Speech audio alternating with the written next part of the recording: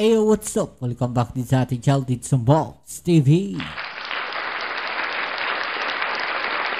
Alright, so tayo nagbabalik-balik mga kababayan at ngayon ay pag-uusapan natin itong isang video na kung saan binanatan po ni President Donald Trump ito pong si VP Sara Duterte at si Tatay Digong ninyo.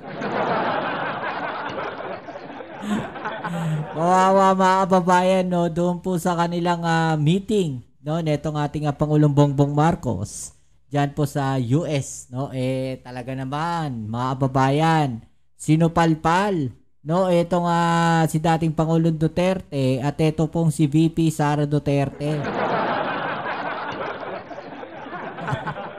Grabe mga kababayan. Okay, so yan ang ating alamin ngayon kung paano po binanatan netong si US President Donald Trump ito pong dating Pangulong Duterte at si VP Sara mga kababayan. Okay, so yan ang ating alamin at pag-uusapan. Pero syempre bago ang lahat, please don't forget to subscribe, like, share, comment dyan sa comment section. Shoutouts po tayo sa mga followers natin at sa palagi po nating sinasabi at nire-request 1 view, 1 like po sana. Maraming salamat po. Okay, so ito na nga mga babayan. So pumunta ang ating Pangulong Bongbong Marcos sa Amerika para magkaroon po ng meeting dito kay President Donald Trump mga babayan. Ito po ay taliwas doon sa sinasabing fake news ng mga DDS mga babayan na kung saan sinasabi po na hihilingin daw po mga babayan ito pong kaso ni ni First Lady Lisa Marcos sa Amerika. Isa po yan mga babayan sa sinasabing fake news na ito pong mga DDS na to mga babayan. Okay, so pero hindi yan ang ating pag-uusapan ngayon. Okay, so bago ang lahat, ito muna introduction mga kababayan ang ipaparinig ko sa inyo dahil medyo mahaba-haba itong ating pag-uusapan ngayon. Okay, so dahil kasi madudurog po dito itong mga Duterte. Mga kababayan, durog sila rito. So ito muna, introduction pa lang mga kababayan, siguradong iiyak na ang mga DDS. Ay, ito. Well, thank you very much, everybody. It's a great honor to have President Ferdinand Marcos Jr. of the Philippines, a great family legacy, and highly respected in this country. I know that because I have many friends in the Philippines, and there's great respect, or I couldn't say it, so congratulations. We're going to be talking about trade. We're going to be talking... Sabi great family daw po mga kababayan. Ibig sabihin, humahanga siya dito sa ating Pangulong Bongbong Marcos at saka sa buong pamilya po ng ating Pangulong Bongbong Marcos. Humahanga po. Kasi sabi niya, great family mga kababayan Diba? Ibig sabihin, hinahangaan niya maging yun na dating Pangulong Ferdinand Marcos Sr., ang buong pamilya po ng mga Marcoses hanggang dito kay Pangulong Bongbong Marcos mga kababayan. Hindi pa po dyan natatapos mga kababayan. Marami pa po. Matuloy natin. Talking about war and peace.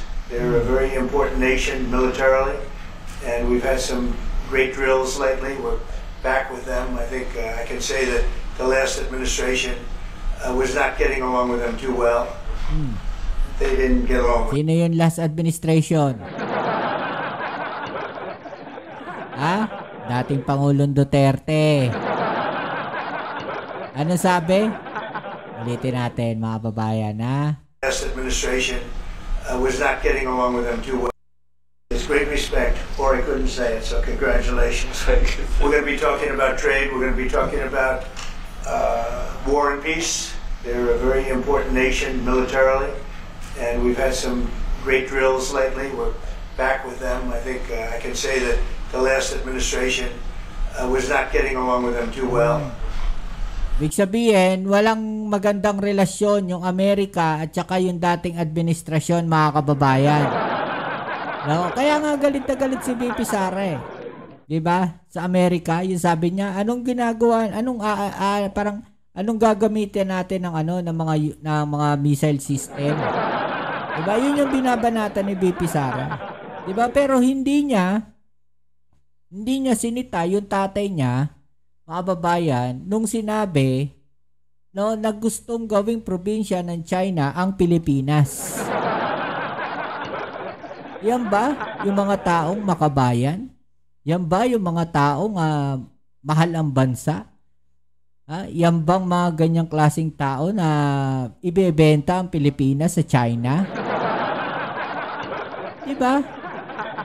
Naku po, mag-isip-isip kayo, yan ba ang magiging presidente ninyo? Hindi ko iboboto yan. Honestly, pag ganyan siya, no, yan yung plataforma niya, maging probinsya ng China ang Pilipinas. They didn't get along with anybody. They didn't know. Honestly, they didn't know what they were doing. Hindi daw nila alam kung ano yung ginagawa nila. Oh, hindi alam ng nakaraang administrasyon kung ano yung ginagawa nila, mga kababayan. No? Kasama na nga po dyan yung pakikipag-alyansa nila sa China. No, kaya medyo dismayado itong si President Donald Trump. No? Nakita niya hindi nila alam kung ano yung ginagawa nila noong nakaraang administrasyon. Diba? Kasi mas pumapanig sila sa China kaysa po dito sa Amerika na matagal nang tumutulong at sumusuporta, no, lalo na sa militarization ng ating bansa, pagbibigay ng tulong, suporta, pagpapalakas ng ating AFP. No, pero yung nakaraang administrasyon, mga babayan, hindi raw nila alam yung kanilang ginagawa dahil mas pumapanig pa sila sa China kaysa dito sa bansa na tumutulong sa atin. No? Yung China na sinasakop yung ating teritoryo. Diba? But we have some fantastic military relationships with the Philippines, and that's been reinstituted. And Pete, na-reinstitute na yan, mga babae. Ibig sabihin, pagdating ng pagpasok ng ating Pangulong Bongbong Marcos, bumalik, no, yung magandang relasyon at ugnayan ng Pilipinas at ng Amerika, lalong-lalo na, no, sa pagpapalakas ng ating AFP. Noong nakaraang administrasyon, may narinig ba kayo, no, tungkol po dyan sa mga barko ng Philippine Coast Guard? Tungkol sa pagbabantay sa West Philippine Sea, may narinig ba kayo dyan? Wala, di ba? Ngayon lang, no, itong administrasyon natin na to, no, sa administrasyon ng Pangulong Bongbong Marcos, talaga namang nakita natin kung paano natin bantayan yung ating teritoryo dyan sa West Philippine Sea. Dahil kung hindi natin binantayan yung teritoryo na yan at sila pa rin yung nakapwesto dyan, malamang sa malamang, mga kababayan, pati Palawan nasa China na. Ibibigay na nila yan. Oo, maniwala kayo.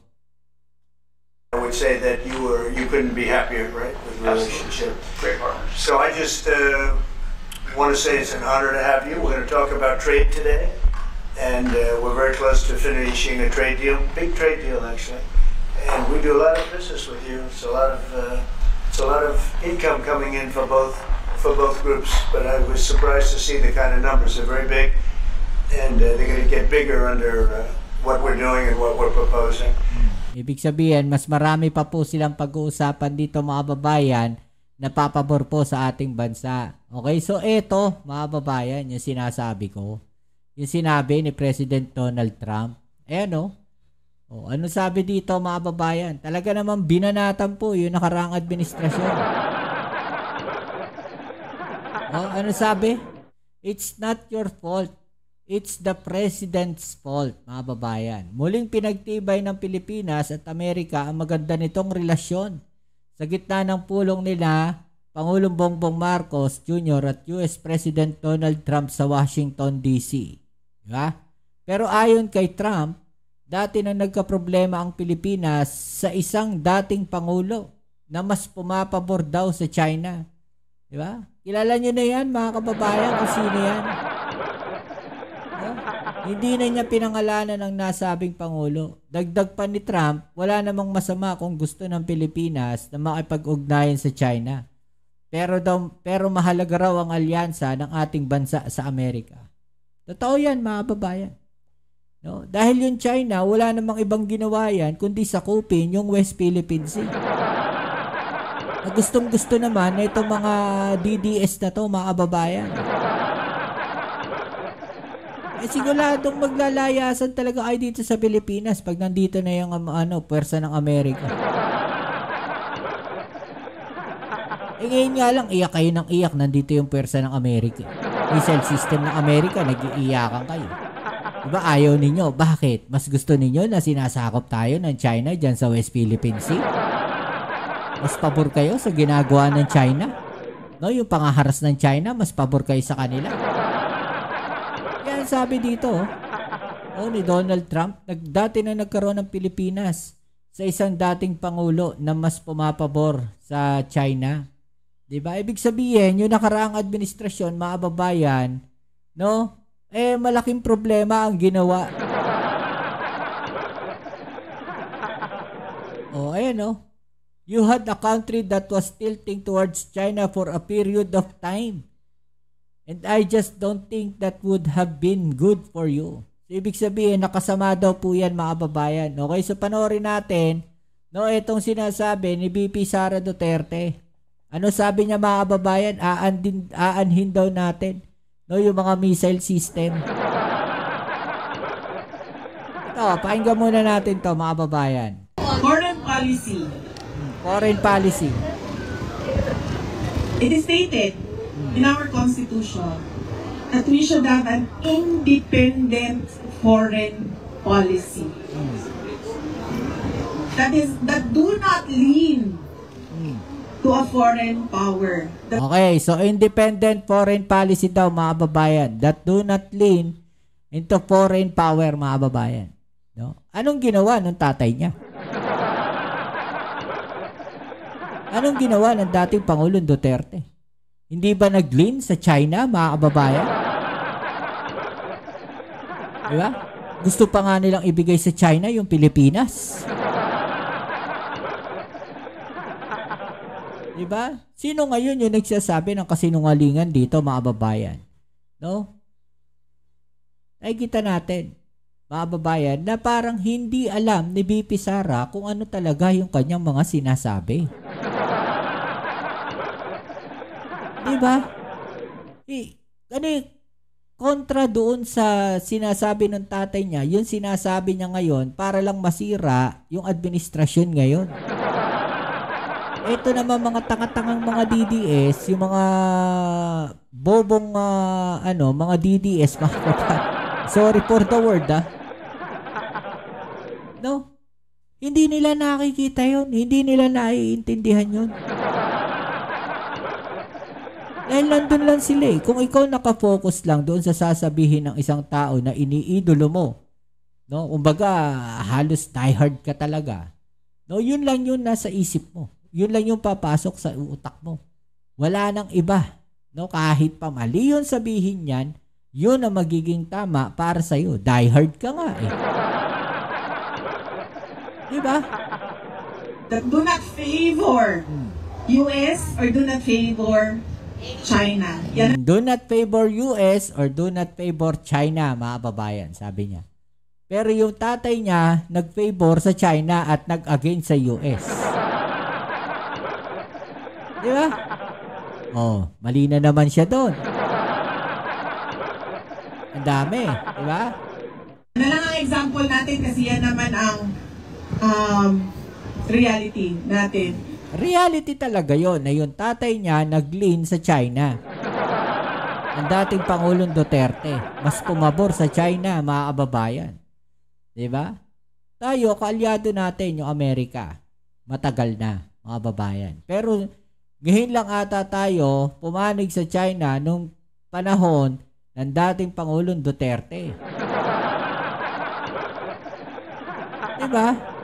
Makikita natin, mga babayan no, na contradict talaga yung sinasabi nitong si VP Sara Duterte. Iba yung realidad, iba yung sinasabi niya.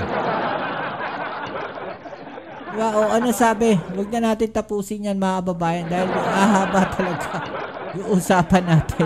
Anong sabi ni President Donald Trump? Ito yan, mga babayan, no? Talagang sapul dito eh. No, ito na mag-amang Duterte na to, mga babayan. Sir, when you say that you're close to making a trade deal, what gaps remain? And for President Marcos, sir, I was just wondering, do you not think that perhaps the Philippines hosting U.S. missile systems could be considered escalatory by China, especially because they can strike deep into mainland China? Thank you.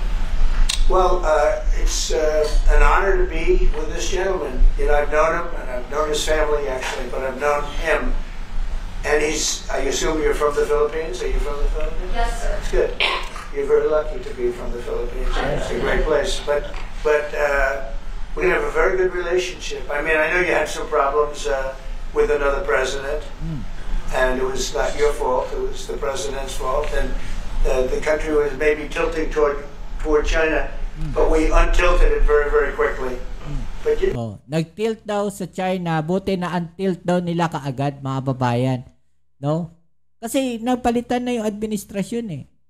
Di ba? Yung pangulo na natin. Dahil kung nagtuloy-tuloy yan, mga babayan, ako po, disaster, mga buti ng Pilipinas. Buti na agapan. Di ba? You know, you had a country that was tilting toward China for a period of time, and I just don't think that would have been good for you. You can deal with China, you should deal with China, but when I got elected, everything changed, and they came right back to us. Diba, mga babayan? Pangulo na ng Amerika nagsabi, no, na masama yan, na nag-tilt tayo sa China. No, hindi maganda sa Pilipinas na nag-tilt tayo sa China. Mga babayan. Dahil alam naman natin kung ano yung mga kalokohan at katarantaduhang ginagawa ng China, mga babayan. Isipin mo no, papanig ka doon sa bansa, no, na kung saan ninanakawan tayo ng teritoryo. Papanig ka sa bansa na kung saan pumapasok ng illegal dito sa ating bansa at gumawa ng illegal dito sa ating bansa, mga babayan, at niloko yung mga kababayan natin. Papanig ka sa isang bansa na gustong gawing gusto tayong sakupin, no? Hindi lang yung mga isla natin dyan sa West Philippine Sea, bagkus kabuuan ng Pilipinas para gamitin nila. Diba, makikita natin, mga babayan, na talagang yung nakaraang administrasyon, malaking problema ang ginawa nila sa pagpanig po nila sa China. Ano yung mga naging problema? Hanggang ngayon, problema natin yung mga illegal Chinese na nandito sa ating bansa. No, yung mga gumagawa ng iba't ibang klaseng krimen. Makikita nga natin sa video, sila pa matatapang. Diba? Masalamat sila, mababait yung mga Pilipino. Pero kung kagaya ng mga ugali niya, mga taga-ibang bansa, pag nanlabang kayo, talaga tumba kayo. Diba? So, dito, makikita natin, mga babae, na talagang sobrang daming problema, no? Ang iniwan ng dating administrasyon. Especially dito sa usapin ng mga Chinese na to. No? Dito sa mga illegal pogo na yan. Diba, mga babayan? Sabi, magkakaroon ng trabaho yung mga kababayan natin. Pero in the end, walang trabaho yung mga Pilipino. Ano nangyari? Puro Chinese at mga illegal immigrants nandito sa Pilipinas. Tapos, iboboto ninyo? Uy, mag-isip-isip kayo. Ano masasabi po ninyo dyan, mga babayan? No? I-comment na lang po sa ibaba yung mga opinion at ating yung pag-usapan. Alright? So yan muli, kita-kits tayo sa ating next video upload. Ito po ang inyong Kuya Mobs sa Mobs TV. Maraming salamat sa inyong suporta. At don't forget to subscribe, like, share, comment sa comment section. Alright? Peace. I'm out.